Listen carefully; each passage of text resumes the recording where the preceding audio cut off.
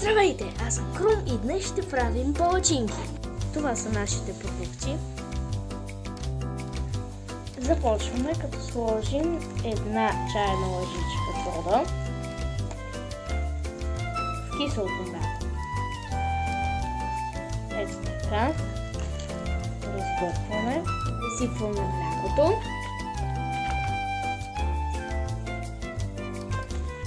Сега изсипваме двете вече счупени яйца.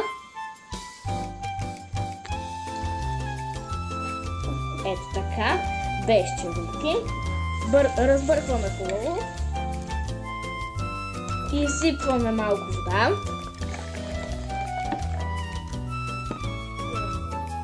След което, ако искате, сипвате малко мляко.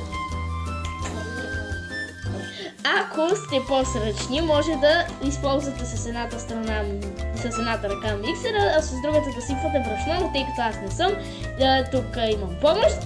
И сега започваме с брашното.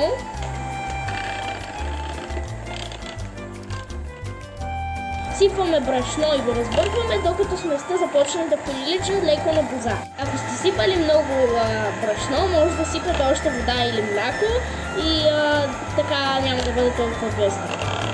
Ето така трябва да изглежда сместа ви долу-горе. Да не е много гъста, да не е много течна.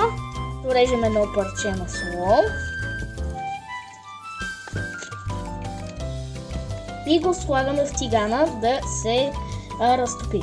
След което изливаме маслото в сместа. И разбъркваме. И сега вече сме готови да изсипваме сместа в тигана. Ето така един черпак.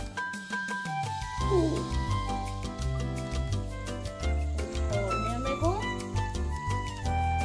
Не случайно хората казват, че първата палачинка е като първата дете, защото както виждате, ами не се е получи много хубаво, но ще се видим отново на четвъртата. Когато ръбчетата покафенеят или когато покафенеят по този начин, може да обърнете палачинката. Нашият първи дегустатор, той яде първата палачинка. Какво мислите? Супер е! Ето така изглежда и финалната ни кутия. И за финал ще завършим като украсим и овкусим моята палачинка с нещата, които аз по принцип си правя палачинки. Така. Първо ще намажем малко ръбчица. Слагаме месо. И за финал съвсем малко сирене.